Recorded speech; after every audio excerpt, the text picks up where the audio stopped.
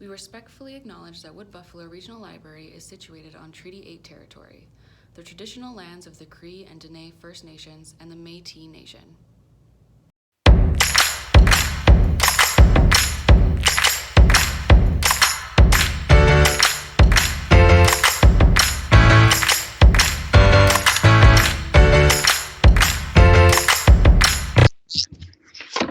So, welcome to WBRL Cinema Chat, a video series where library staff discuss films.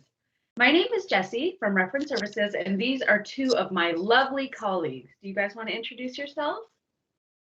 I'm Noelle Bunton, and I'm in Community Services. And I'm Tia McCord, and I'm also in Community Services. Awesome. So today our topic is summer blockbusters, very timely. So let's just start with our first question. Are there any movies that immediately come to mind when we say summer blockbuster, and why? Oh my goodness, there's like so many that I can think of. Yeah. But it's funny because the one that first came to my head when you said summer movies, it was The Notebook. And I don't know, probably just because it's that summer romance movie, but that's just instantly pops to my head. Or that's like Ferris Bueller's Day Off, things like that. That are all in the summer. Yeah, for me, the first two that popped in my head, Jurassic Park. Any of the Jurassic Park movies. Yeah. Pirates of the Caribbean. Oh, absolutely. Yeah. Two kind of popped in my head as well. The first was like all of the Marvel movies. You can't even just pick one because they are just every summer killing it. Yeah. And then one that popped into my head was the last Harry Potter film, because I remember it came out the summer between when I was in high school and going to university. So it was like the end of an era. Right. All right, next question. If you had to watch only one movie featuring a vacation or summer destination, which would you choose? Yeah, you go first. Oh, man. That's really hard because... Okay. However, I do love the movie 50 First Dates in Hawaii. Oh, yeah. Adam Sandler and Drew Barrymore, super classic duo, love it. And they also just did a recent one. So it's not nostalgic for me because it's new, but it was hilarious and I loved it. It was called Blended. And then this one's in Africa. Yeah. And Terry Crews kills it in this movie. Just every time he's on the screen, I'm busting a gut. Like, it's amazing. So yeah, I definitely love that one as a destination type movie. Yeah. This one was so hard for me because I was like, what am I going to choose? But I was like, you know what? I'm choosing Finding Nemo. It's in Australia. It's in the ocean. I pretty much want to be a sea turtle. So it's like the perfect vacation. That's perfect. I love that. Yeah. Thinking real outside the box. Yeah. And that 50 First Dates movie, that's like the only Adam Sandler one that can make me cry still to this day. Oh, it's such a good film. So sweet. Yeah. Yeah. My pick was Mamma Mia with Meryl Streep because who wouldn't want ABBA blasting the whole time they're on vacation? My God. Yeah. And the Greek islands that's filmed on and those turquoise waters. Oh, yeah. I just want to move there. Start a library or something. Yeah. Yeah. It's true. Yeah. And when you get on that train of thought, all of a sudden more came to me. This one I struggled with, and now I'm thinking there was the Dirty Dancing and Havana Nights in Cuba, and there was the beach, which was like in Phuket. I was thinking of that one too. Gorgeous. It wasn't like a crazy popular movie, but it was Under the Tuscan Sun with name Diane Lane. No, I don't think I know that one. And it's in Italy, right? Oh, it's It's like the most beautiful movie ever. But like Tuscan, like countryside, and like it's like she goes to Italy and like buys an inn or something, right? Because she's getting for divorce or heartbreak or something, and like it was really good. Yeah, that sounds like a great. Love Pray in that kind of genre. You had Eat Love Pray, which is really similar. So there's destinations all over the place. Actually, this is like flowing out of me now. There was another excellent movie about travel, which was called The Pursuit of is it The Pursuit of Happiness? No, Hector and the Search for Happiness. and it's Okay. Simon Pegg, and he plays a psychologist, and he finds that he's not helping his clients be happy. He's treating them and giving them medication and seeing them every week, but he's not helping them be happy. So he goes on this quest to discover what makes people happy, and he goes to Nepal, and he goes to Africa, and he goes to do some closure in the United States, and it is like goosebump inducing, beautiful movie. I loved it. It's just like one of those not as well known, but just really good. I highly recommend it. Hector And and he's such a good actor. Yeah. I absolutely love Simon Pegg. So I'm like, Yeah. I'm resisting the urge to get a pen and write that one down right now. Do it. Do it. It's so good. I can lend it to you. I have it. Perfect. Are there any blockbusters that you still watch every single summer? Yes. Every summer. Gotta have Star Wars. Gotta have Lord of the Rings. Star Wars and Lord of the Rings for me is almost a monthly thing. Like I wondered when those were gonna come up. Oh yes, extended versions, back to back, in your most comfy outfit, on your couch with like 50 pillows, a big bowl of popcorn, off you go. It's like a ritual. Oh, 100%. I agree with Star Wars for sure.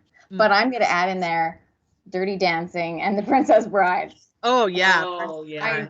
I see. Like, I mean, summertime, I always end up putting one of those on for sure. Yeah, because that one, like, can you think of anything more quotable? How many times have you quoted that in your life, that movie? As you wish.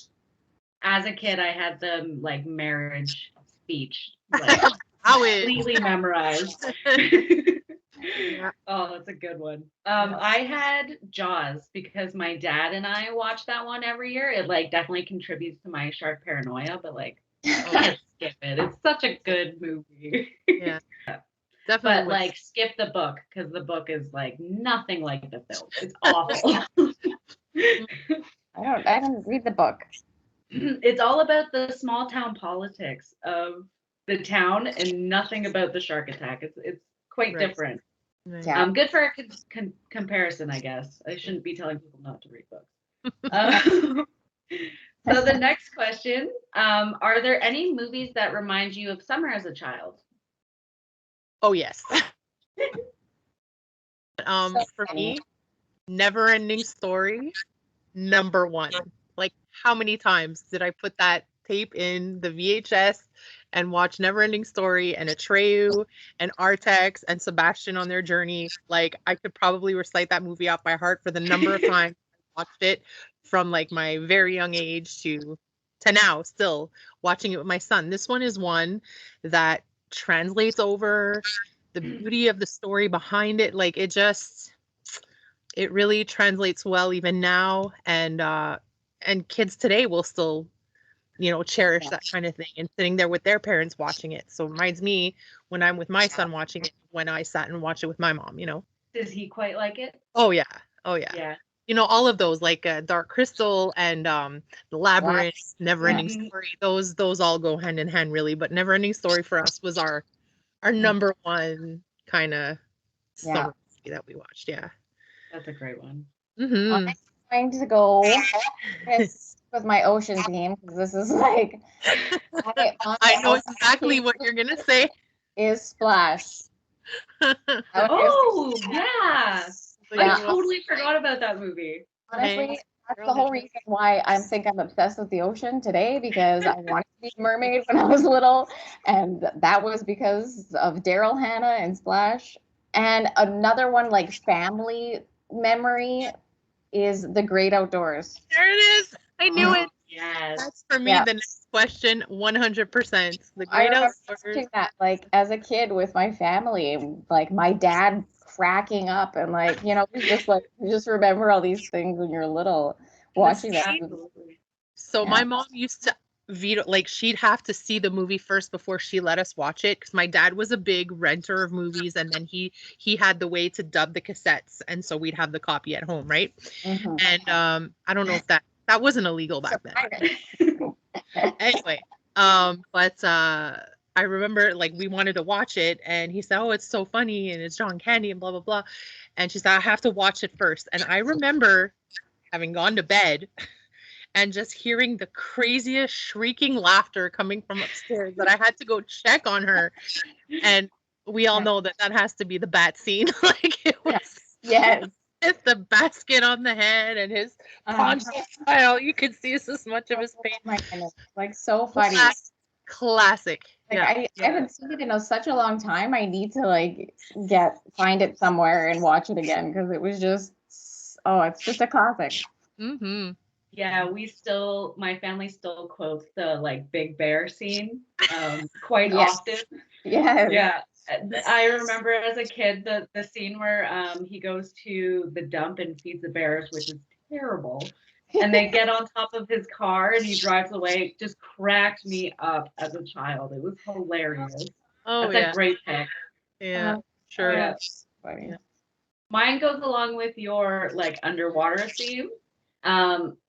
The movie I picked was the first SpongeBob movie. It was a big deal when I was a kid. And we tried to rent it from All Star Video, like throwback.